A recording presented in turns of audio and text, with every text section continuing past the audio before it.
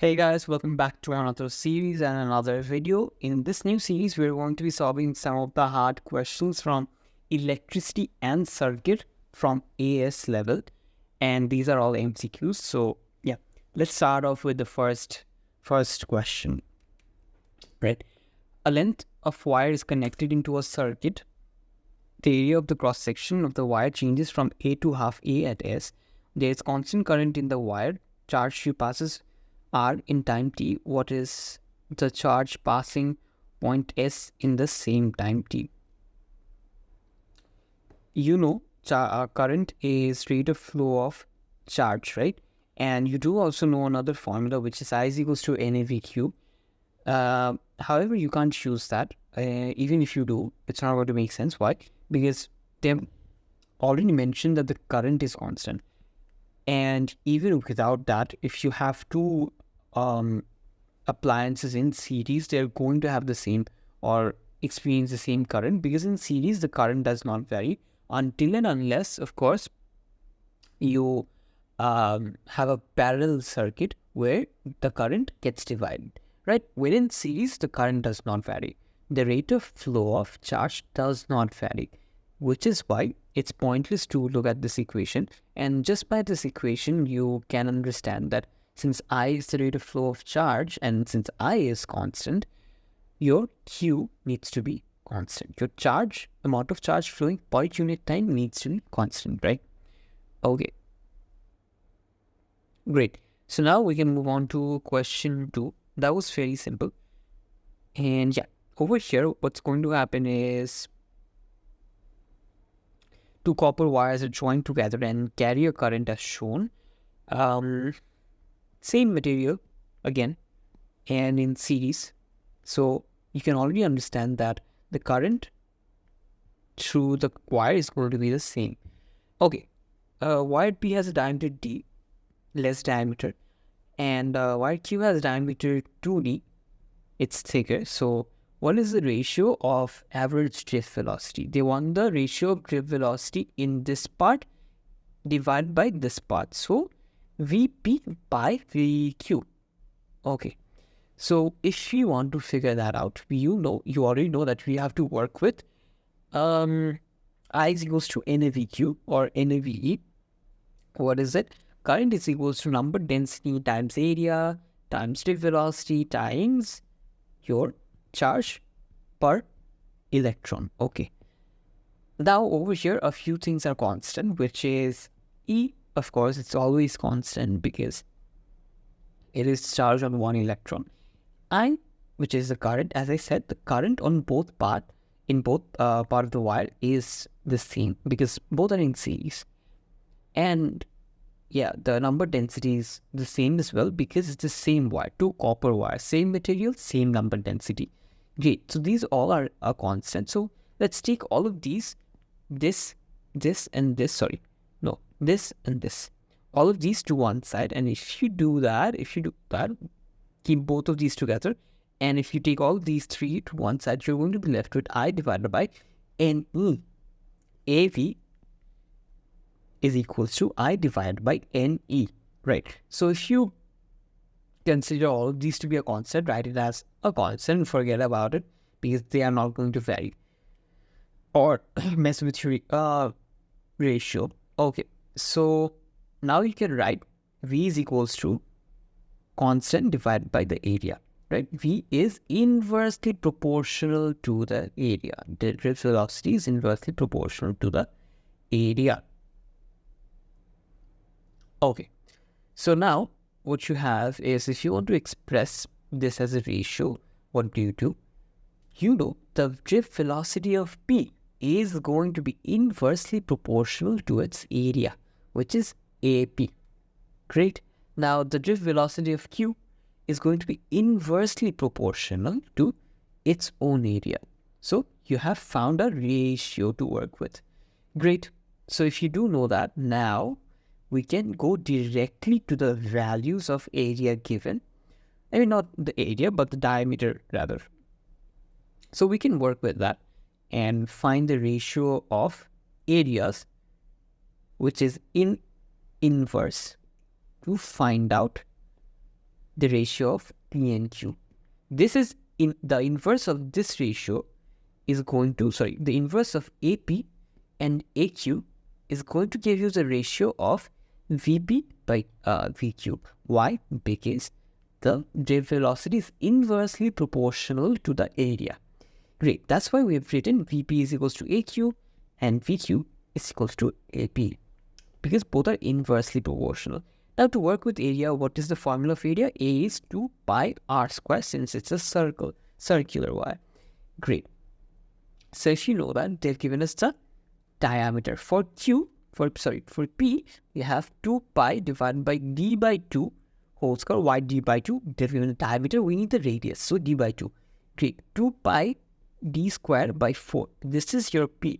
What is your Q? Q is going to be 2 pi, and they've given 2d, right? 2d divided by 2 whole square. The 2 is going to be cancelled out, and you're going to be left with 2 pi d square. So let's divide both of these. This and this. Okay. So if you divide both of those, what's going to be left is AQ. What is AQ? 2 pi d square. 2 pi d square divided by AP, which is 2 pi d square by 4. Mind you, the 2 pi is going to be cancelled out. The d squares are going to be cancelled out. And 1 divided by 1 by 4 is, of course, 4. So your answer, final answer, is going to be 4. That's how you solve question 2 or question 33 from this paper. Okay, so that is question 2.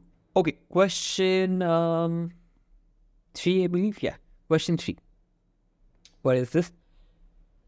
Okay, a theoretical question, I guess. A battery is marked 9 volts. You have a battery which is marked 9V. And okay, they're asking, what does this mean? Each coulomb of charge from the battery supplies 9 joule of electrical energy to the whole circuit. What do they mean by the whole circuit?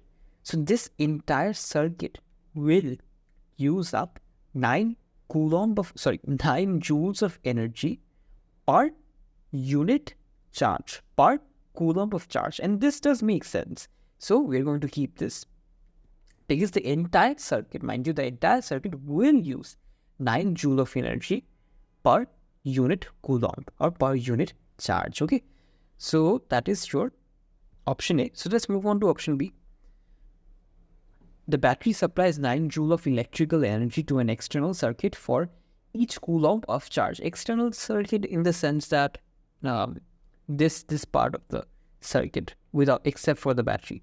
And is it going to use 9 joule of energy per unit charge? No, because there is going to be some energy loss due to internal resistance. So you have to consider that. That's why this is not the correct answer. Okay. The potential difference across any component connected to the battery will be 9 volt. There are two ways to think about this. A, if you have one component, the PD across this potential difference is not going to be 9 volt, because again, internal resistance, energy loss. The other thing is, if you have two appliances, obviously the potential difference across it is not going to be 9 volt, because it's going to be shared between the two appliances. Okay. So not always true. No. There will always be a potential difference of 9 volt across the battery terminal. No, again, terminal voltage is actually basically the potential difference of the entire circuit, right? And in that case, you get EMF 9 volt minus the loss, because some amount of voltage will be lost inside the battery, and the rest will only be useful to the external circuit. That is why it's not always going to be 9 volt for the terminals across the battery, which is measuring your amount of volt for the external circuit, which is this part of the circuit, right? So it's not going to be 9 volt always, because internal resistance and internal volt lost. Okay. So that is your question 34. Obviously, the right option is A, right? Okay, question 4. What do we have over here?